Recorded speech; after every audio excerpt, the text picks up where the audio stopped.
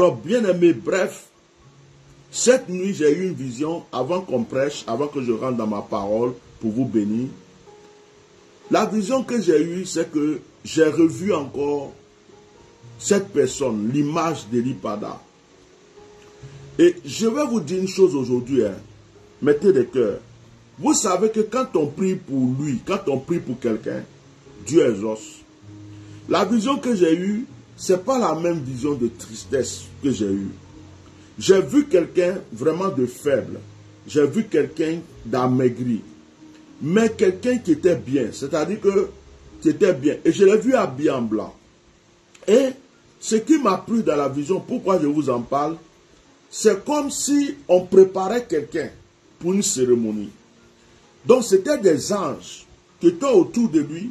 On était en train de lui porter des robes. On essaye. C'est comme quand tu es chez le couturier pour essayer un costume fait sur mesure par exemple. On lui met des robes. On essaye de là. Et puis je voyais autour de lui une équipe d'anges en train de s'occuper de cet homme. Et l'esprit me dit, sa sortie, son retour va surprendre plusieurs. Son retour va surprendre plusieurs. Écoutez bien ce que je vous dis aujourd'hui. Son retour va surprendre plusieurs. Au moment où ils ne s'attendent pas, il va venir.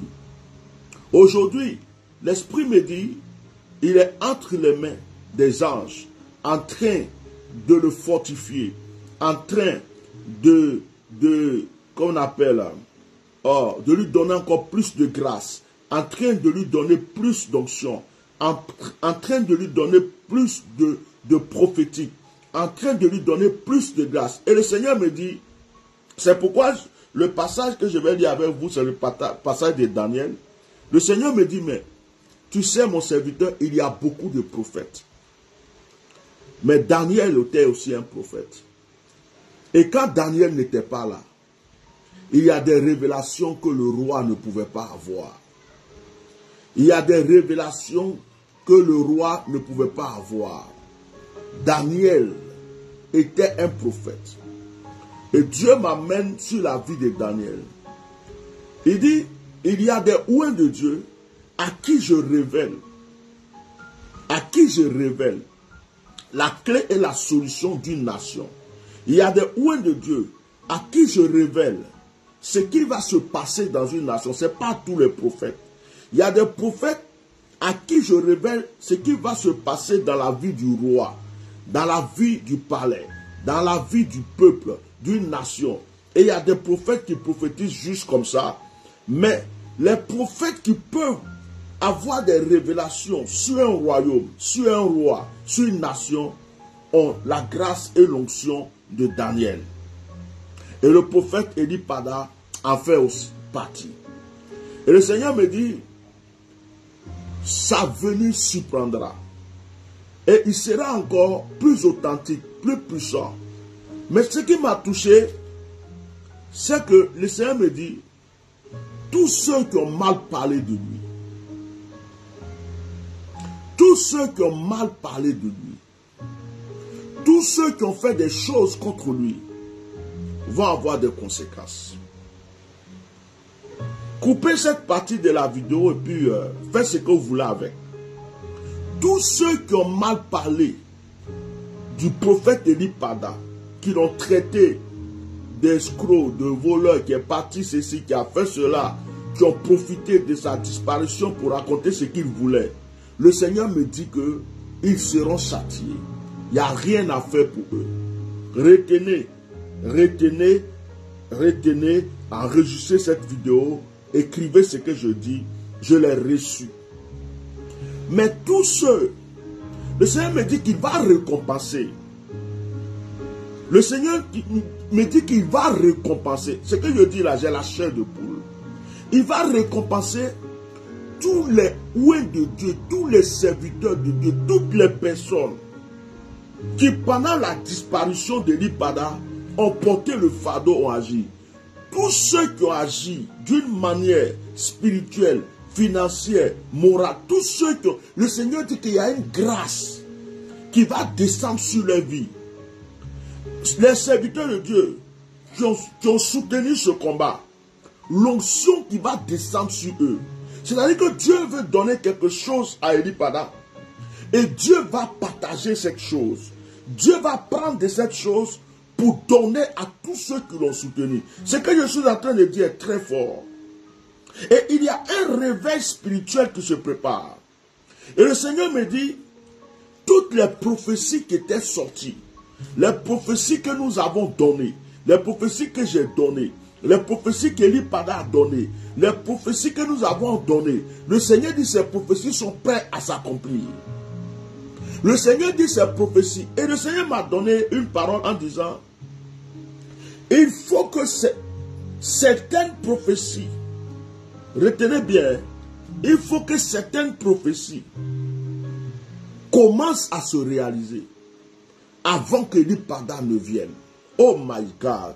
Il faut que certaines prophéties que j'ai certainement données, mais ce n'est pas de moi il s'agit, mais des prophéties que Eli Pada a données, il faut que certaines de ces prophéties commencent à se réaliser.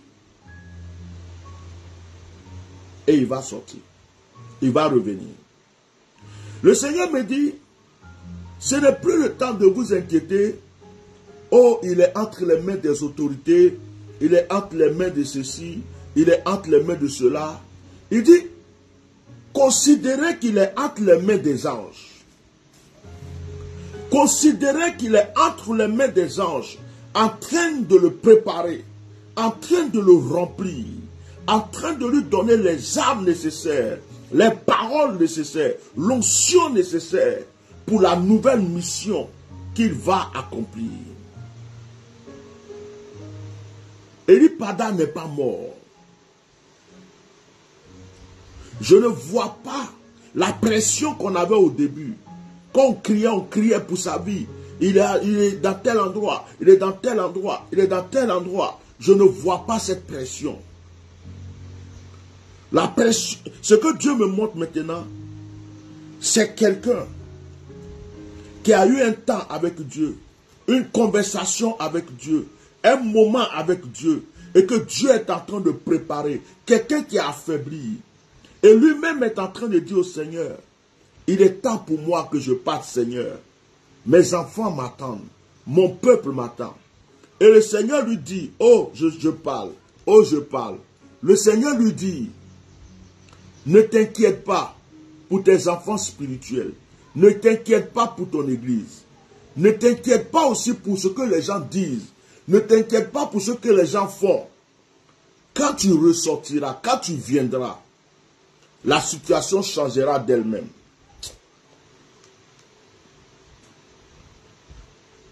Et le Seigneur a donné un signe. Le Seigneur a donné un signe. Lorsque Eli Pada lui dit, je vais retrouver mon peuple, je vais retrouver mes enfants. Le Seigneur lui dit, il lui donne un signe. Le Seigneur lui dit, est-ce que tu n'as pas remarqué? Est-ce que tu n'as pas remarqué que malgré que tu n'es pas là, ton église subsiste? Mettez des cœurs.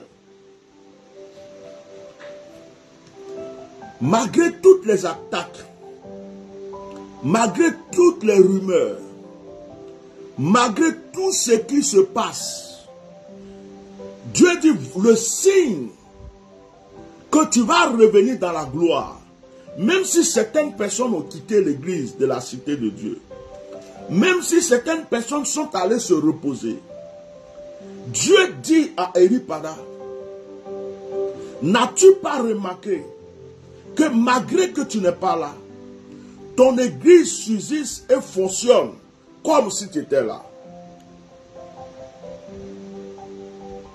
Ne t'inquiète pas pour l'église. Ne t'inquiète pas de ce que les gens disent. Ne t'inquiète pas de ce que les gens vont raconter ou racontent. Ne t'inquiète pas pour les gens qui te manquent. Car j'en prends soin. C'est Dieu qui le dit. En réalité, frère, j'ai dit à quelqu'un un jour,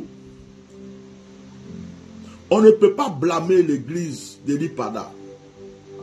On devrait sincèrement, malgré les erreurs qu'ils avaient fait, que le pasteur Simplice et d'autres avaient fait, on les a engueulés, l'erreur est humaine, ils se sont repris, les choses sont dans l'ordre.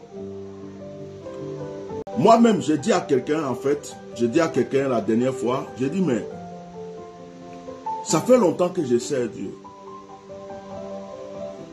Mais avec ce qui s'est passé avec la vie d'Eli-Pada, de la manière cette église est, de la manière cette église résiste, il peut y avoir des faux, il peut y avoir des mauvais dans cette église, il peut y avoir tout ce qu'on veut.